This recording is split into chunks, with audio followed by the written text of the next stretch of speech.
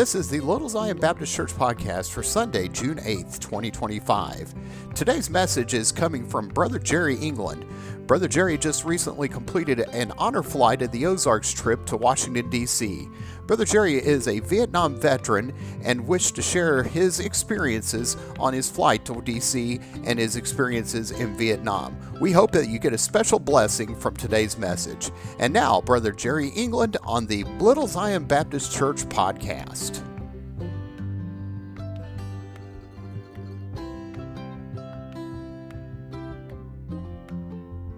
You know, it's by the grace of God that I'm able to share it with you today. You know, this is God has done for me what I couldn't do for myself. Absolutely, and my whole life. And you know, with this, I was privileged to be part of the honor flight, and Sharon kept saying, you know, you need to maybe go on that. You'd like to go on that. And so I put it in an application probably a year ago. And it took them a while to process it, and they get all your information. And finally this spring we got notice. And I put on the application my grandson Brett, who was a captain in the National Guard. He's out now, and a ranger. He was going to be my guardian. You have to have a guardian. You know, us old folks need guardians, and you know, and they give him instructions. You know what to, you know, bring a poncho and an umbrella. The umbrella's for me. Brett didn't bring an umbrella. I brought one though. Made him carry it, but you know, bring change of clothes and all that stuff. Your guardian, and there was like 80 veterans and 80 guardians, and you know, it was a privilege. Sharon's uncle, Delbert, her mother's brother, a Vietnam veteran, Purple Heart recipient, we were able to go together, and his son Rodney went, so it was like some family there, you know, me and my grandson Delbert and his son. And Delbert's a farmer, and I've seen some people ask, how'd you ever get him off the farm? He'd never been to Washington, D.C., and I'd been a couple of times in the last 5 years, and you know, it was different this time. I went to Vietnam in 1967. I went over with the 101st Airborne Division. This was 2 years after the war had started, two and a half years, and they were still sending units over as units. And of course, everybody in the unit came home by themselves. And after that, that's the way it was. People went over by themselves, and they came home by themselves. And it wasn't like World War II, or World War I even, where the guys went, and then they brought them back as a unit, and they had their parades and all that stuff for them when they got back. And, you know, we went over one at a time and came back one at a time. It was different. And I remember leaving Vietnam in June of 68, in a Continental 707 aircraft. And I'd flown quite a bit in the military. We flew a lot. I was in the airborne unit, and before that, my dad was in the military. We flew all over and went to Europe 7 years and I've flown quite a bit. And coming back from Vietnam, it was a Continental 707, I think, big old plane, you know, 4 engines on each wing. And I remember when that plane lifted off the ground, the whole plane broke out in cheers. You know, I mean, we was all glad to be off the ground and headed home. And, you know, and got to Oakland, and there were protesters there at Oakland Army Terminal. I think we landed at Andrews Air Force Base, and protesters were there. And they kind of rushed us right on into the deal and checked everything out. And then we had to go wait about half a day or a day before they released us. And they gave us brand new uniforms. I had a Class A uniform, which is a dress uniform. I had it on. And I caught a flight from San Francisco to L.A. I was going to go see a buddy that had gotten out, because I had to get a flight from L.A. to Kansas City anyway. And I we were at the airport in San Francisco, about 5 or 6 of us. I don't know who they were. We didn't know each other. We shared a cab to go to the airport. That was the deal. And we were a bunch of us going, so let's share this cab. And we did. And we got there, and we wanted to go in this restaurant. They wouldn't serve us. There were soldiers. There was a bunch of people in there with ties and looking good, and we couldn't get service. You believe that? Came back and couldn't get any service. So we said, well, we'll just go on home. And I went down to L.A. and seen my buddy. And I went to a store and I bought some civilian clothes, and I took my uniform off, and because it wasn't well received. And I went home, flew home, and that was the last time I flew, when I flew home. And it was like a 707. I think I had to go to Chicago and then to Kansas City. And my mom was there at the airport, my sister, and she says, "Where's your uniform?" You know, she was World War II. She seen him come home. And, and so I had to go home and put my uniform on. But I took it off after that and haven't put it back on. It's in the closet in the old house I have. It's hanging up in there. Of course, it doesn't fit today, but it's still hanging up there. Well, that was the last time I've flown. And we had a briefing. So I was a little anxious about flying to Washington, D.C., mind you.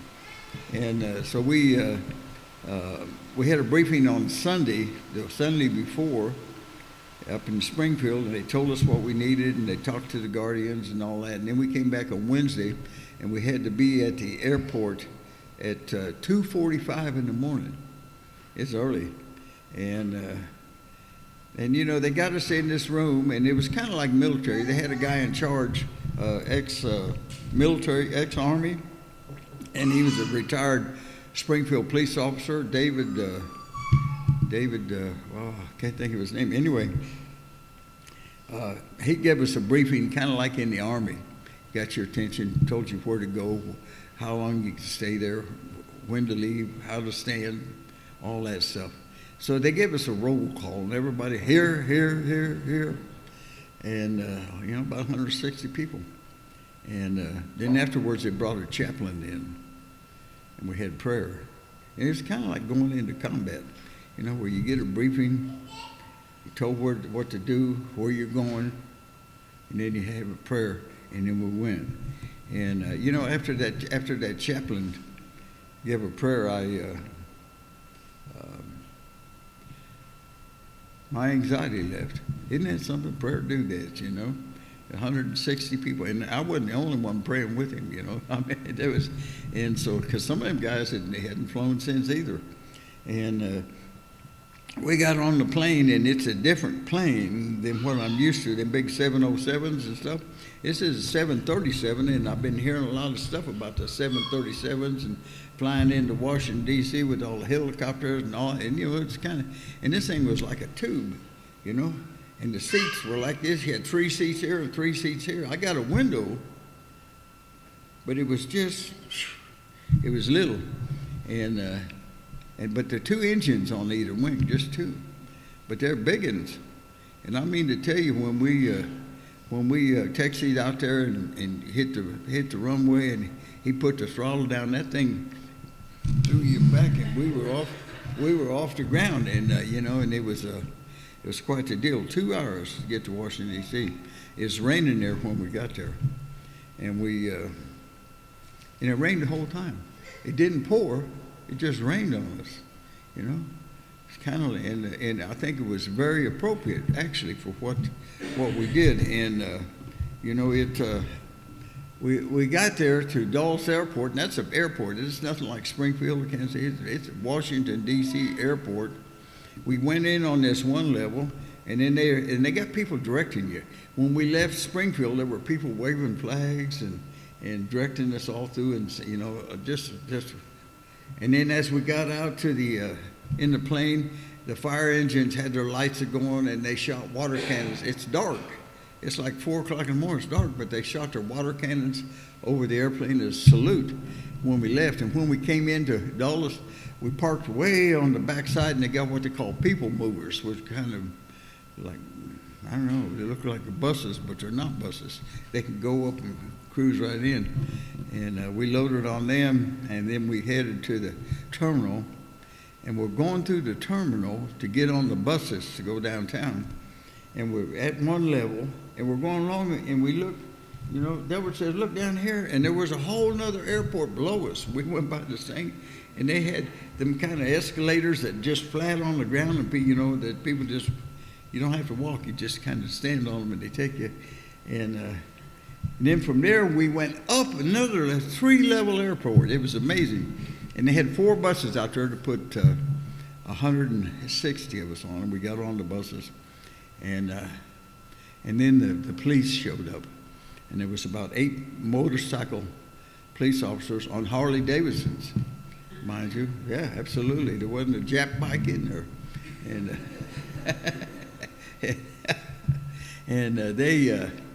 and about 2 or 3 police cars, and they give us presidential treatment. The only people that get this are presidents and veterans. And they took us rush hour traffic about 8 in the morning, 8:30 in the morning. They're an hour ahead of us, and they rushed us right on all the way down to the mall down there where the Lincoln Memorial is, walls and World War II and Washington monuments in there.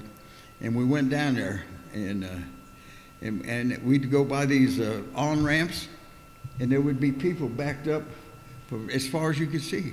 I mean, they shut the town down for us, to get down there.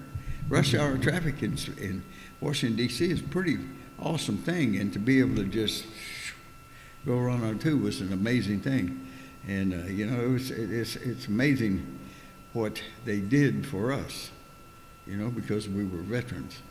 It's just, it was an honor. And we got to the Lincoln Memorial, and they're working on one side of it because that whole area of Washington, D.C. was a swamp. And the Lincoln Memorial is a huge marble building, huge, and it's sinking on one side. It's just, after all these years, and it's the way. So they had some construction going on. So we, me and Darrell and Rodney, his son, and my grandson Brett, we got out and umbrellas and ponchos, and they had ponchos, and we went, and they said the steps are going to be slick. You guys probably don't want to go up there. But we walked all the way to the top of the Lincoln Memorial, and we got to see Abe and read the Gettysburg Address. And the lady on the tour bus would give us a history. As we passed everything, she would tell us the complete history. And we went up there, and we saw we had to be back at the bus about 11 o'clock. And we went up, and we saw the Lincoln Memorial, and then we walked down and by the reflecting pool, that big pool, and where Forrest Gump said, "Jenny," and jumped in the water and ran out there. You know what? I think Delbert Sharon's uncle, he says, if Forrest Gump's in there, you think I could jump in there? But then we went over to the Vietnam Wall, and that's a solemn experience being there.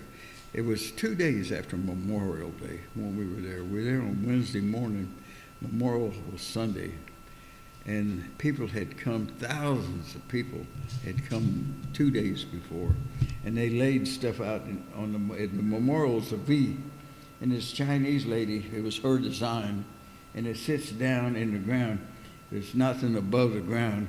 As you go down, it goes down, and then comes back out on the other side, and it's a V. It's black, and 58,000 and some names on it. And that people had brought stuff at Memorial Day. There was a pile of stuff all along, and it's long, and there was a pile of stuff about a foot high all the way on flags, pictures. It's just stuff, things that people brought, money, coins, people coming to honor loved ones. And there was just a lot of stuff. And it was raining. It was kind of like a misty rain. It wasn't a pouring rain. It was just kind of, and the whole wall was like crying. You couldn't hardly see the names because of the water kind of running down. And I'd seen it. I was there about 5 years ago, and it was hot in June. And I was there in January a couple of years ago, and it was cold. And this time the wall was crying the way I looked at it, we looked up some names, and I've got Monty Coley, Dennis Cunningham, Richard Stanton, Roger Elling, Craig Buell. Them names stay with me. They're there. And I knew where some of them were. I looked up Dennis Cunningham. I hadn't looked him up before. I've missed him over the years. He died on March 17th, 1968, and we lost most of the other guys on March 18th. And so I looked up Dennis and paid respect to him. And then we walked to the end of it, and then Delbert looked up a name, and it's just a solemn experience there. And, but the plane was a lot of Vietnam veterans. I'd say half of them were Vietnam veterans, and there was a lot of healing going on, a lot of, needed to get there. And this is my third time, and it was different. The first time was really set me back. If it hadn't been for Sharon and Dylan, I remember I was looking at it, and I looked up a name, and I started bawling. And this guy that works there came over and put his hand on my shoulder. This was in June of about 5 years ago. He put his hand on my shoulder, and he said, he works there. He said, "Are you all right?" And as soon as he put his hand on me, there's something laying on the hands, you hear me? As soon as he put his hand on me, I felt I was all right. Somebody checking on me. But it was different this time. And then we went over to the Korean War Memorial, and it's different. It's they've got like a platoon on patrol, and these bronze statues in Korean War weapons. They had like M1s and M2 carbines and BAR Browning automatic rifles, and they had ponchos on, and it was raining. And here's all these guys with ponchos. There's about 18 or 20 of them out there, and they had on ponchos, big talls, and you can't go anywhere around them without one of them looking at you. I don't care where you're standing. Anywhere around that Korean War Memorial, there's one of them looking at you. And then they have a wall over here, and they've got the faces in the wall of real photographs that have been put into the wall, black granite wall. And as you walk along, you can see these faces of these people in this wall. And then there's a big fountain at the Korean War Memorial, and you go up there, and in a semicircle all around it, it's a list of everybody that died. And they have a list of names by the countries, and starting with the rank. And there's like, I think there's 38,000 Americans. And there's something like 150, 200,000 names on this thing that goes all the way around. And they've got them all listed at the Korean War Memorial. Everybody's there. And they're building a new memorial for Afghanistan and Iraq. And it'll be coming around in a few years. But then we went back, time to get back to the buses, and we went back and we got a sack lunch, and it was really good. It was Arby's, and I think I had a turkey sandwich, turkey and cheese. Man, it was good. I had a sandwich, a bag of chips, and a big old cookie, and they always say, hydrate, and they were giving us water every time we turned around. And then we got from there, we drove, and it's about noon. We had a 12 o'clock date at Arlington Cemetery. And we went to Arlington, and we drove through the gates of Arlington, and there's memorials for different military units all the way up there. There's CBs, and there's one for the 101st, which was my unit, and the 4th Infantry Division, 82nd Airborne. There's all these units going into Arlington. And once again, we got preferred treatment. The buses, 4 buses went around, and she explained a little about the cemetery and how it came about. That was Robert E. Lee's farm. And and the government kind of confiscated it during the Civil War about taxes. You had to be in person to pay your taxes. and he was in Virginia fighting the war, and he wasn't about to come back to there because of the Union on it. So they took it. So we went, and they had we got to park right up behind the Tomb of the Unknown Soldier, and where Audie Murphy's grave is right there, the cowboy. Highly decorated, most decorated man in World War II. And Distinguished Service Cross, Medal of Honor. I think he had 5 silver stars, bronze stars, purple hearts. And that was before he became an actor. He's buried right behind the amphitheater for the Tomb of the. And we got to go down around, and the veterans, all the veterans, went, and we had stood off to the side for the changing of the guard. And it was awesome. I've seen it before, and I saw it as a kid, but it was really a moving experience to be there, to watch them come in from the side and go straight up, and then the process they do of changing one guard to the other. It's such precision. 21 steps here. They wait 21 seconds, and everything is timed down. And then from after we saw that, we went and drove by Arlington House, which was a house that Robert E. Lee lived in. And we got to see it. We just drove by, and we went through the Arlington Cemetery. From there, we went to the Air Force. We went around the Pentagon, and we saw where the plane landed when it flew into the Pentagon. Then we went to the Air Force Memorial, which sits right above the Pentagon. And it's a big, it looks like the Arch, St. Louis Arch, but it only goes part way, and there's 3 of them. And they're representative of jets, the missing man formation, where they peel off and there's 1 man missing. And that's what that was about.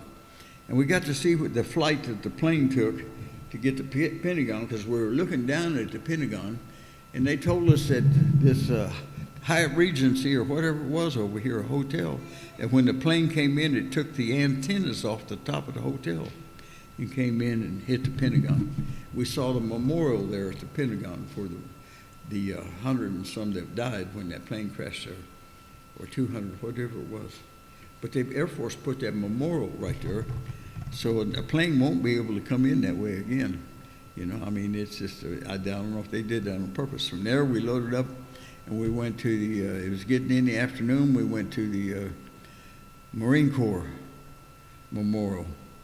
And it was, I lived in Washington, D.C. as a kid. My dad was stationed at Walter Reed Army Hospital in 1953 and 54. And I remember him taking me up to see the Korean War Memorial that was just being built. And it was huge, big, huge raising of the flag. It was there. But it sat out in an open area on top of a hill. There wasn't anything around it. But now, here it is, 70 years later, 71 years later, and I'm up there, and there's high-rise, there's a big high-rises all around it, I mean, it was totally different. We observed that, we did that, and then it was time to get back on the plane. So we headed back, and we got picked up our escort right there with the police, and here it is it's about 4 o'clock or so, and we headed back to Dulles Airport with our police escort right through here it is, rush hour traffic again, and we're going right through the middle of Washington, D.C., all the way over into Maryland to go to Dulles Airport. And once again, when we got to the airport and got ready to load on the plane, there were people waving flags and telling us thank you. And we got on the plane, and it rained the whole time, but it wasn't bad, like I said. And we got on the plane, and we took off, and as soon as we got above the clouds, man, the sun was shining. It was a beautiful day. And it was like that all the way to Springfield. And we arrived in Springfield 2 hours later, and it's probably about 7:30, and a lot of daylight left. Springfield was daylight, and we landed, and the fire engines were out there once again with their cannons, and they were shooting water over the plane as we came in, and we pulled up and we unloaded, and they once again, they got us together and briefed us, give us a briefing, held us up. And we're anxious to, it's been a long day. We've been up, and they held us up, and you need to stay right here. Gave everybody a rose. I was met by our Congressman Burlinson, and I got a couple of medallions. We call them challenge coins, but we got mail call on the plane just before it landed. And, the guy come on the radio and he says, on the speaker, says, what was one of the most important parts about being in the military? He said, mail call. And it was. Everybody would gather around, and the guy delivering the mail would call your name, England, here, come here, and you got a letter. And I can remember times that I'd go to mail call and didn't get any letters. I mean, you don't get a letter every day.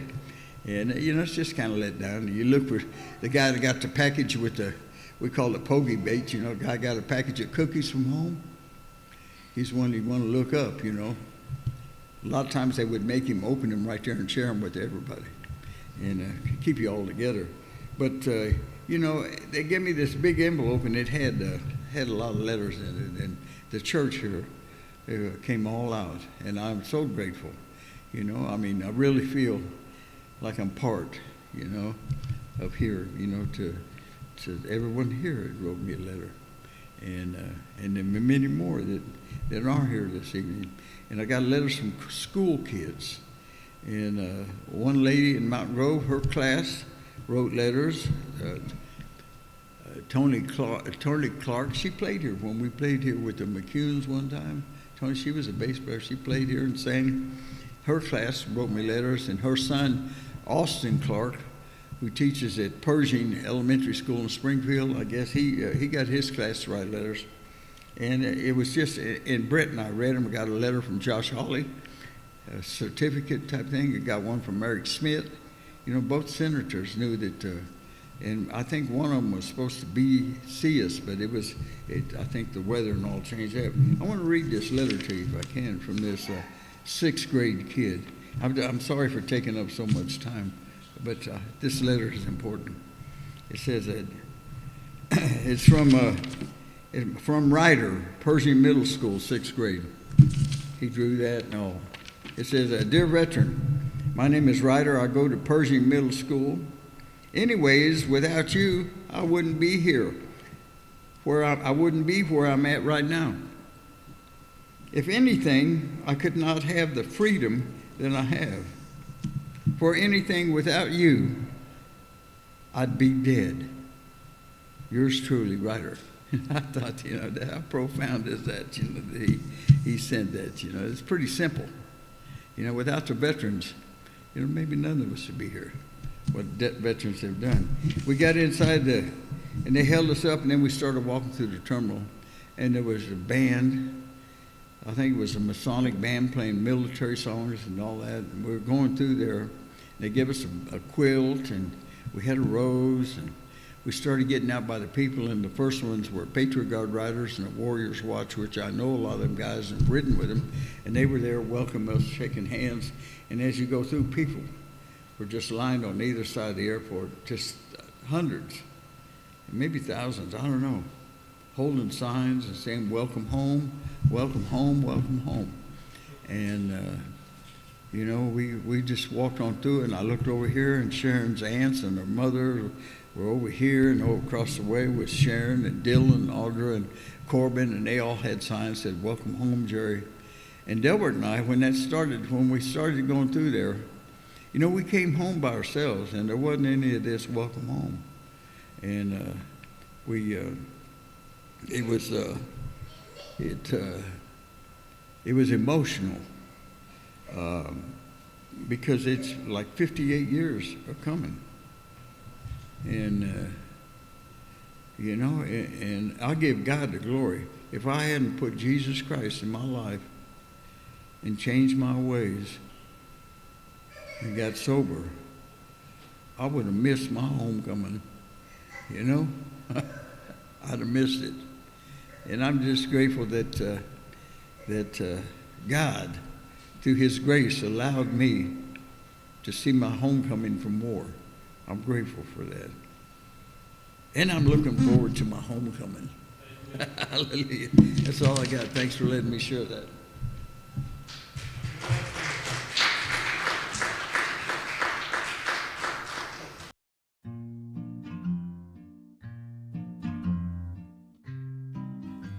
Thank you for listening to today's podcast. We hope you received a special blessing from today's message. This podcast is a production of Little Zion Baptist Church in Trask, Missouri. We are located 1 mile off of U.S. Highway 60 between Mountain View and Willow Springs, Missouri. We would love to see you in person. Sunday worship times are at 10:45 a.m. and 6:30 p.m. Sunday school is at 9:45 a.m. and Wednesday night Bible study is at 6:30 p.m. Music in today's episode is from Blue Dot Sessions. We invite you back next week for another edition of the Little Zion Baptist Church podcast.